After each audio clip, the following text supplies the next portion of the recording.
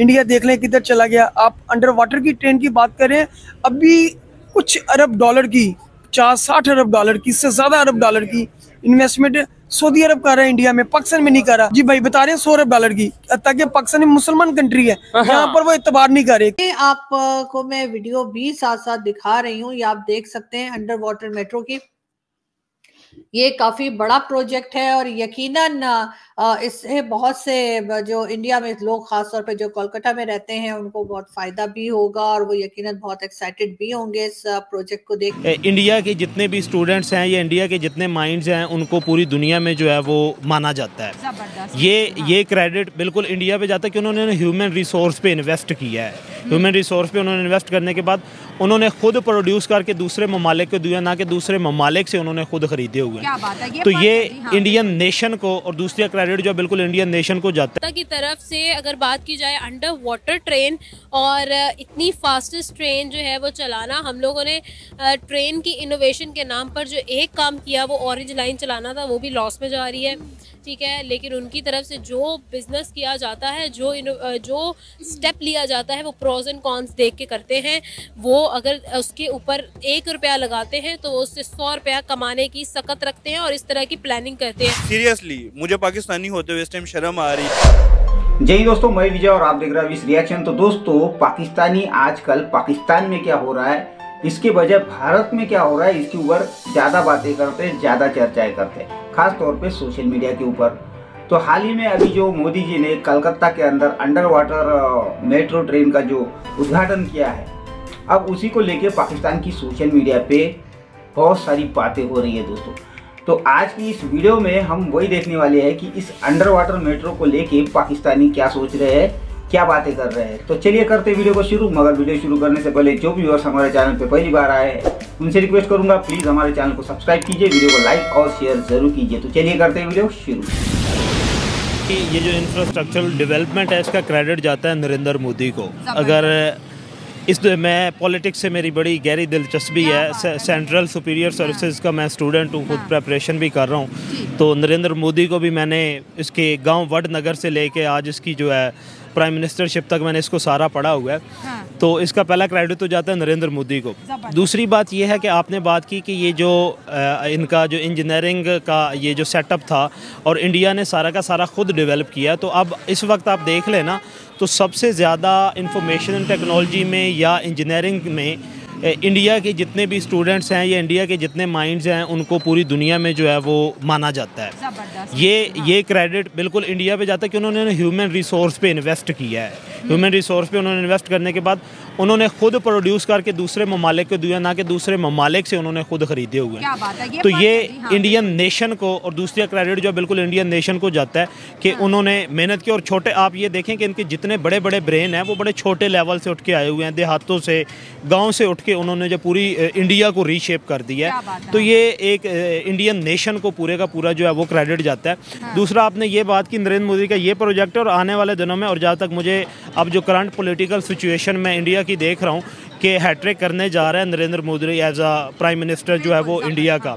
और इसका जो नेक्स्ट प्रोजेक्ट है, अब तो क्योंकि ये उनका इलेक्शन ईयर्स है, उसके बाद इन्होंने यूएई के साथ यही प्रोजेक्ट किया हुआ है कि अंडर वाटर ट्रेन जो है उसका प्रोजेक्ट उनका बिल्कुल ऑलरेडी, मेरे ख्याल में जयशंकर को अगर मैं कोट करूं तो उन्होंने इस कॉन्ट्रैक्ट पे साइन भी कर लिया, और वो भी उन्होंने अंडर वाटर ही जो है उसको रन करना है। तो ये नो डाउट कि इंडिया की बहुत बड़ी डेवलपमेंट। अभी देखिए ये वीडियो जो आपको दिखाई दे रही है, इसमें म्यूजिक था, खैर म्यूजिक मैंने बंद कर दिया है, लेकिन ये है कि आप फिर भी देख सकते हैं कि किस तरह से पूरा एक जाल जो है बिछाया गया है नीचे, और अंडर वाटर, और इस पे से जब आप समझते हैं कि मेट्रो गुजरेगी तो यकीनन लोगों को बहुत एक्साइटमेंट भी होगी। बहरहाल नरेंद्र मोदी जी इस किस्म के प्रोजेक्ट्स लाते रहे हैं, और इससे पहले जैसे मैंने आपसे कहा यही जा रहा है कि 2014 से ये प्रोजेक्ट जो है ये चल रहा था और अब जाके ये कंप्लीट हुआ है। ये अंडर वाटर मेट्रो बनाई गई है कोलकाता में, जो कि 520 मीटर का सफर जो है 45 सेकंड्स में कवर करेगी। मैं तो नहीं मानता भाई, हले भी नहीं मानते, ये मैं भी नहीं मानता। अरे इंडिया है, क्या पता, हो सकता है, हो भी सकता है कि इंडिया है। क्या कहेंगे इंडिया की डेवलपमेंट के हवाले से?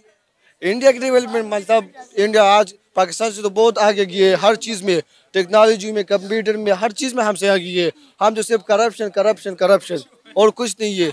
क्या करे, तबाह हो गए बस। अच्छा ये भाई तो मान ही नहीं रहे, आप तो मान गए ना। हाँ, इंडिया के ना, इंडिया क्या, कोलकाता में चली है अंडर वाटर मेट्रो। 520 मीटर का सफर ये सिर्फ 45 सेकंड्स में कवर करेगी, 1 मिनट भी नहीं पूरा लेगी। तरक्की मैं कहता हूँ मानता हूँ उन्होंने की है, इतनी तरक्की नहीं कर सकते। बांग्लादेश को आप देख रहे हैं किधर चला गया, इंडिया देख रहे हैं किधर चला गया। आप अंडर वाटर की ट्रेन की बात करें, अभी कुछ अरब डॉलर की, 50-60 अरब डॉलर की, इससे ज्यादा अरब डॉलर की इन्वेस्टमेंट सऊदी अरब कर रहा है इंडिया में, पाकिस्तान में नहीं कर रहा। हत्ता के जी भाई बता रहे हैं 100 अरब डॉलर की, हत्ता के पाकिस्तान में मुसलमान कंट्री है, यहाँ पर वो इतबार नहीं कर रहे। क्यों? यहाँ की जो मेन पावर है, कुव्वत है, हुकूमत, वो ठीक नहीं है, वो अवाम के साथ लीनियन नहीं है। देखें, आज पाकिस्तान का आम कोई मार्केट हो और कोई भी पाकिस्तानियों ने इन चीजों का आइडिया हो गया कि भाई देखें, अगर सऊदी अरेबिया इंडिया के साथ इन्वेस्टमेंट कर सकता है, और सिर्फ सऊदी अरेबिया नहीं, ईरान, वहाँ पे ईरान से यूएई जो सा वो श्रीनगर में, इंडिया साइड कश्मीर में इन्वेस्टमेंट करता नजर आ रहा है। आपको बताता हूँ, गल्फ कंट्री पाकिस्तान के साथ इंटरेस्ट नहीं है, फिर किसके साथ है? इंडिया के साथ। क्यों? वहाँ के जो सरबराह हैं वो अपने मुल्क और अपनी अवाम के साथ लीनियन है, वो ज्यादा काम करते हैं अपनी अवाम के लिए, अपने मुल्क के लिए। यहाँ के जितने भी सरबराह हैं उनकी जायदादें बाहर हैं। एग्जाम्पल के तौर पर देख लें, नवाज शरीफ को देख लें, XYZ किसी को भी देख लें। मैंने खुद ये ज़ाती तौर पे महसूस किया है कि वहाँ पे उन लोगों को प्रमोट किया जा रहा है जो कि डिज़र्विंग हैं, और किसी किस्म की सियासत वहाँ पे इस पहलू के हवाले से नज़र नहीं आ रही। और इस वजह से देखें कि टेक्नोलॉजी के लिहाज से जो इंडिया ने प्रोग्रेस किया है, दैट इज़ अमेजिंग। इसकी वजह यही है कि वो वहाँ के जो लोग हैं वहीं आगे उभर के आ रहे हैं, और उन्हीं को वो प्रमोट कर रहे हैं जिनके पास जेन्युइन किस्म की कोई, वो कहते हैं ना, काबिलियत है। इस वजह से वो तरक्की भी कर रहे हैं। कि every new day is an achievement for India, और इसी चीज़ को अगर देखा जाए तो India has gone such a far way when it comes to railways and trains. और अगर मैं गलत नहीं हूँ तो एक टाइम था कि हमने आज से 2 साल पहले एक खबर कवर की थी कि India is going to train, जो कि मेडिकल सर्विसेज, आपको मूविंग मेडिकल सर्विसेज प्रोवाइड करेगी, and the mobile medical checkup आपको जो है वो हर जगह पर प्रोवाइड किया जाएगा ऑल ओवर इंडिया। उस ट्रेन ने जो है वो एक धूम मचा दी थी पूरी दुनिया के अंदर। रेलवेज़ की जब बात की जाती है तो India has done every innovation that India could in terms of Railways. अगर मुझे खुद याद है कि हम अगर अपने रेलवेज़ की बात करें तो हर दिन हम लोगों को जो है वो इनकन्वीनियंस का सामना करना पड़ता है। हमें अगर ट्रेन का सफ़र करना है, माइनर इनकन्वीनियंस, मेजर इनकन्वीनियंस हमें हर रोज़ जो है पैसेंजर्स को देखनी पड़ती है। भाई ट्रेन के एक्सीडेंट्स बहुत नॉर्मल हो गए हैं।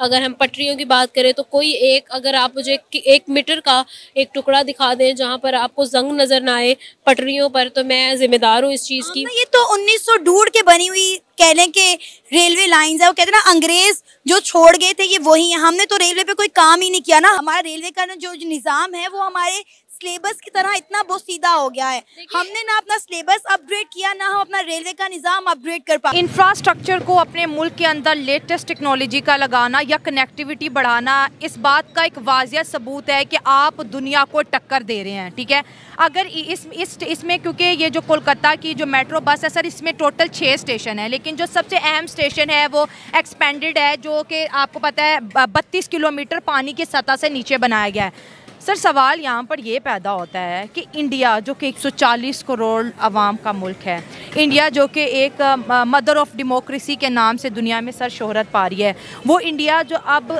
ग्लोबल साउथ का सर लीडर बन रहा है, उसकी विजन देखिए सर कितनी ब्रॉड है। और अगर इसी चीज़ को हम अगर अपने पाकिस्तान में देखें तो हम उनसे सीखते भी नहीं है कि उन्होंने कैसा कैसा इंफ्रास्ट्रक्चर सर अपने मुल्क में लाकर खड़ा कर दिया। हमने अभी तक 76 सालों में ना सिर्फ अपने चौकीदार बदले हैं। हमने ना तो एक लीडरशिप ऊपर आने दी है, दूसरी बात यह है कि ना हमने कोई ऐसा मुनज़्ज़म निज़ाम बनाया है जिसके तहत हम लोग अपने ज़ाती मफादात से बालातर हो के रियासती मफाद के बारे में जो है वो सोचें। इस तरह के जो प्रोजेक्ट शुरू किए जाते हैं ना, इसमें हम भी अगर शुरू करते हैं, इसके अलावा कोई मुल्क शुरू करता है, तो इसका सबसे ज़्यादा जो फ़ायदा होता है ना रियासत को, उसमें इसके फ़ॉरेन रिज़र्व के हवाले से होता है। अब ये जो है ना एक उनका पिकनिक पॉइंट बनेगा इंटरनेशनल वर्ल्ड के लिए। बहुत लोग वहाँ से आएंगे यहाँ पे विज़िट करने के लिए। अंडर डेवलप कंट्रीज़ अभी भी हम लोग इसको कंसीडर करते हैं। और मेरे अगर मैं इसमें नेशनलिस्ट या मुझे कोई लोग ये ना कह दें तो इंडिया जो है वो अब एशिया का टाइगर जो है इकोनॉमिक टाइगर वो बनने जा रहा है। तो दोस्तों ये थी आज की वीडियो और अभी आपने देखा कि पाकिस्तान के लोग जो है वो आजकल भारत में जितनी भी डेवलपमेंट हो रही है, आईटी, कई तरह के प्रोजेक्ट्स या और भी बहुत सारी बातों को लेके ये आपस में बातें करते हैं, चर्चाएं करते हैं। मगर इनमें से बहुत सारे लोग ये कहते हैं कि भारत में जो टैलेंट्स है उसको भारत की सरकार सपोर्ट करती है और पाकिस्तान की सरकार जो है पाकिस्तान के टैलेंट को सपोर्ट नहीं करती। तो पाकिस्तानियों को एक बात कह दूं कि भारत में जो लोग आगे बढ़े हैं, ऐसा नहीं है कि सभी को गवर्नमेंट की हेल्प मिली हो। वो लोग, बहुत से ऐसे लोग हैं जैसा कि आपकी भाषा में, जिनके पास जज्बा था, वो लोग बिना सपोर्ट के आगे बढ़े हुए, ऐसे बहुत से लोग हैं। मगर पाकिस्तान के लोग जो है पूरा का पूरा दोष अपनी सरकार को देते हैं। वैसे तो पाकिस्तानी बहुत कहते हैं कि हम में जज्बा है, दुनिया में सबसे ज़्यादा हम में जज्बा है। मगर भाई अगर आप में टैलेंट है तो फिर बिना किसी सपोर्ट के आप क्यों नहीं आगे बढ़ सकते? तब क्यों आपको गवर्नमेंट की हेल्प चाहिए? ये बात समझ में नहीं आती। तो ये जज्बा जो है सिर्फ बातों में ही है, करके दिखाने में नहीं है, ऐसा ही लगता है। तो खैर दोस्तों ये थी आज की वीडियो। आशा करता हूँ आप सभी को अच्छी लगी होगी। तो चलिए चलते हैं, मिलते हैं अगली वीडियो में। तब तक के लिए जय हिंद।